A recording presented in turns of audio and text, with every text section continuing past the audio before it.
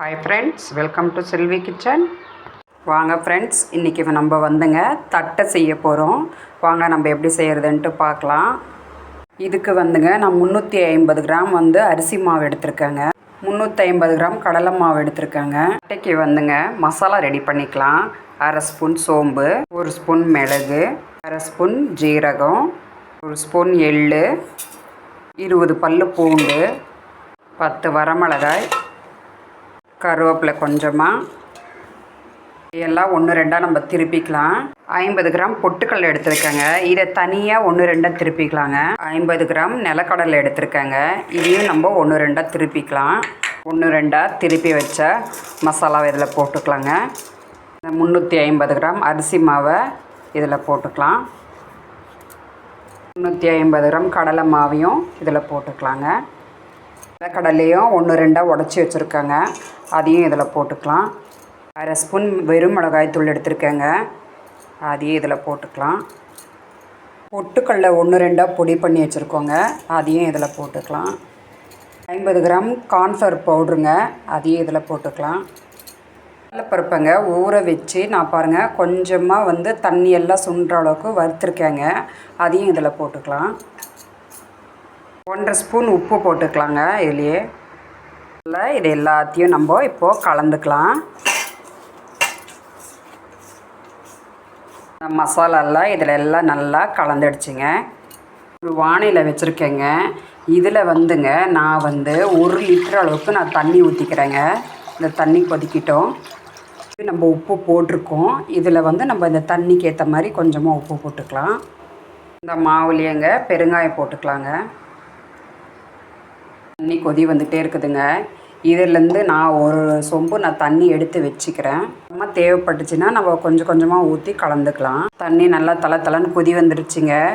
இப்போ வந்துங்க நம்ம மாவு இதில் போட்டுக்கலாம். இதை நல்லா கலந்து விடுங்க.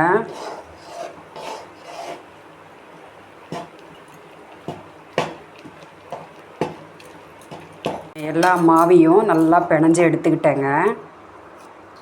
இதுலேயேங்க கொஞ்சமாக கருவேப்பிலை போட்டுக்கலாம். சூடு ஆறட்டோங்க. ஆறுனதும் நம்ம கையிலே நல்லா பிணைஞ்சு எடுத்துக்கலாங்க. நான் மாவெல்லாம் நல்லா பிணைஞ்சி உருண்டையாக பிடிச்சி எடுத்துக்கிட்டேங்க. நம்ம போட்ட மசாலாலாம் பாருங்கள் இதில் அப்படியே நல்லா ஒட்டி இருக்குதுங்க. அப்படியே கலர்ஃபுல்லாக இருக்குதுங்க. வாங்க மாவு பாருங்கள் எவ்வளோ சாஃப்டாக இருக்குது. இந்த அளவுக்கு இருக்கணுங்க. இந்த அளவுக்கு இருக்கணுங்க மாவு. இது அப்படியே பீஸ் போட்டுக்கலாங்க. நம்ம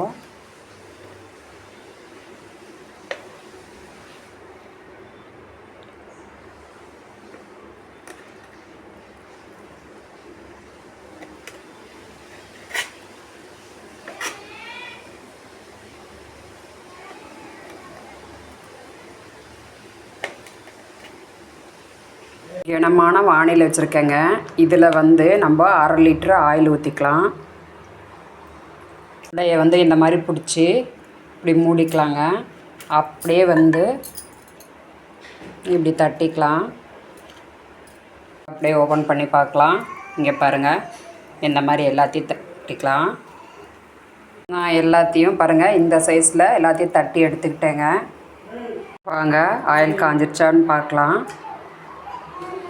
பாருங்கள் காஞ்சிருச்சு. அந்த பபிள்ஸ் வந்து மேலே வந்துருச்சுன்னா எண்ணெய் காஞ்சிருச்சின்னு அர்த்தம். தட்டி வச்சா தட்டையெல்லாம் நம்ம இப்போ இதில் போட்டுக்கலாம். சிறு தீயில வச்சு போட்டுக்கோங்க. எல்லாத்தையும் போட்டுட்டேங்க. இதை அப்படியே ஒரு தாட்டி கலந்து விடுங்க.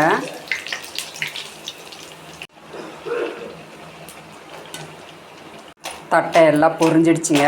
பாருங்கள் எப்படி சத்தம் வருது. இந்த மாதிரி சத்தம் வரணுங்க. இப்போ நம்ம எடுத்துக்கலாம்.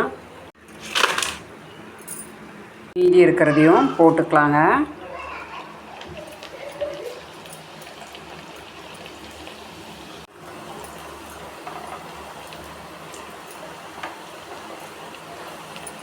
இதையும் எடுத்துக்கலாங்க. எல்லாத்தையும் இந்த சைஸ்க்கு எல்லாம் கட் பண்ணி எடுத்துக்கிட்டோங்க. மீதி இருக்கிறதையும் எல்லாத்தையும் தட்டிக்கிட்டேங்க. வாங்க போட்டுக்கலாம். இப்போது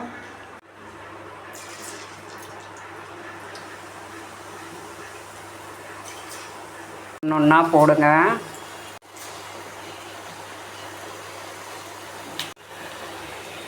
இது எல்லாத்தையும் அப்படியே ஒரு வாட்டி திருப்பி விடுங்க. இதுவும் ரெடி ஆகிடுச்சுங்க, எடுத்துக்கலாம் நம்ம. இங்கே பாருங்கள், நான் எல்லாத்தையும் பொரித்து எடுத்துட்டேங்க.